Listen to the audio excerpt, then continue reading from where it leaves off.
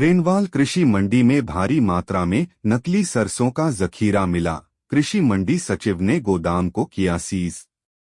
प्रदेश में नकली मावे, मिठाइयां और तेल के बाद अब नकली सरसों ने भी दस्तक दे दी है।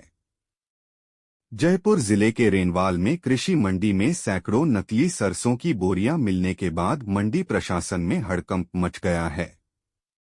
कृषि मंडी में नकली सरसों की शिकायत के बाद सोमवार देर रात को कृषि अधिकारी कृषि मंडी पहुंचे और नकली सरसों के भंडारण को सील कर आगे की कार्रवाई शुरू की। दरअसल भाजपा कार्यकर्ताओं के द्वारा मंडी में भारी मात्रा में नकली सरसों पड़ी होने की सूचना दी गई, जिसके बाद उपखंड अधिकारी ने जांच के आदेश दिए। देर रात को कार्यवाहक कृषि सचिव कृषि मंडी रेनवाल कृतिका गौड़ भी मौके पर पहुंची और सरसों के भंडारण को सीज कर आगे की कार्रवाई शुरू की। इस मामले में कार्यवाहक कृषि सचिव कृतिका गौड़ ने बताया कि उन्हें शिकायतकर्ताओं और उपखंड अधिकारी के द्वारा सूचना मिली कि कृषि मंडी में नकली सरसों पड़ी हुई है, जहां मौके पर जाकर सरसों रखे गोदाम को सीज किया गया है। फिलहाल इसकी शिकायत फूड एंड सेफ्टी विभाग को कर दी गई है, जहां जांच के बाद ही पूरे मामले का खुलासा हो पाएगा।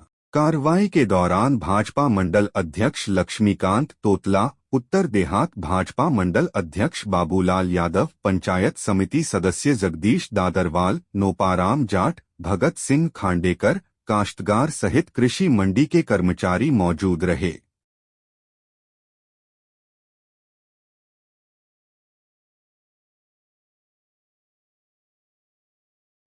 एक्चुअल में आज इवनिंग के अंदर मेरे को कुछ शिकायतकर्ताओं द्वारा और एसडीएम साहिबा द्वारा ये खबर मिली थी कि कुछ नकली सरसों जो है हमारे मंडी परिसर के अंदर रखी गई है अवैध रूप से।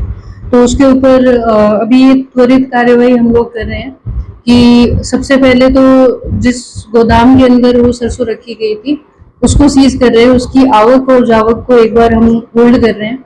और उसके बाद में चूंकि ये मामला मिलावटी सरसों का है तो ये फूड सेफ्टी डिपार्टमेंट को कल मैं इसकी शिकायत जो है वो फॉरवर्ड करूंगी।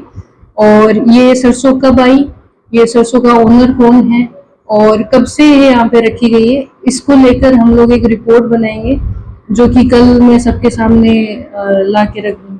अभी तो यही कर इसमें अराउंड 100 से 135 जो है बोरी इसके अंदर मैंने देखी थी, उतनी रखी हुई है। देखिए, मुझे अभी जानकारी मिली कि किशनगढ़ रेनवाल कृषि मंडी कार्यालय में जहां क्रय विक्रय एमएसपी पे जो सरकार की सुविधा दी गई है और उस सुविधा का फ़ायदा हमारे किसान भाइयों को मिले, इसलिए सरकार ने ये सुविधा यहाँ सांबर कार्यालय के अधीन यहाँ व्यवस्था चालू की है।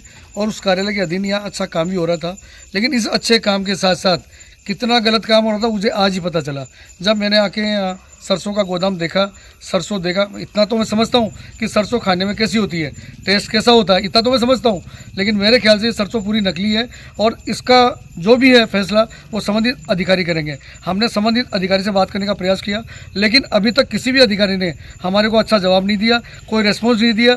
हम रात भर अगर कोई सरकारी ऑफिसर यहाँ नहीं आएगा तो पूरी रात हम यहीं बैठेंगे और इसका ध्यान रखेंगे, क्योंकि हमें अंदेशा है कि रात को ये सब सामान यहाँ से हटाया जा सकता है।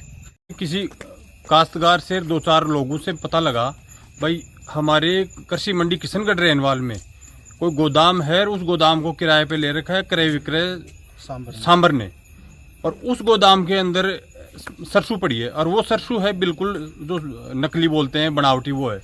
तो हमने संबंधित अधिकारियों से सबसे बात किया है, लेकिन अभी तक उनका कोई रेस्पॉन्स नहीं आया।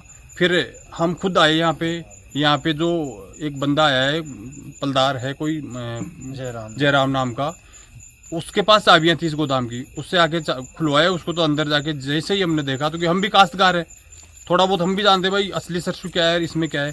तो जैसे ही हमें देखा तो हमें पूरा अंदेशा है भाई ये सरसों बिल्कुल नकली है। अब इसकी जांच हो तो पता लग जाएगा भाई असली है कि नकली है। और सरकारी गोदाम में बारदाना पड़ा है।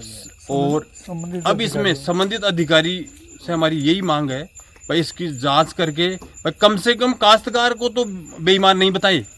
भाई ये माल आया है तो कहीं जाएगा और पहले गया भी होगा। अगर क्रय विक्रय के गोदाम में सरकारी कृषि मंडी में ऐसा माल पड़ा है तो वो माल का जिम्मेदार कौन और यहाँ क्यों पड़ा है।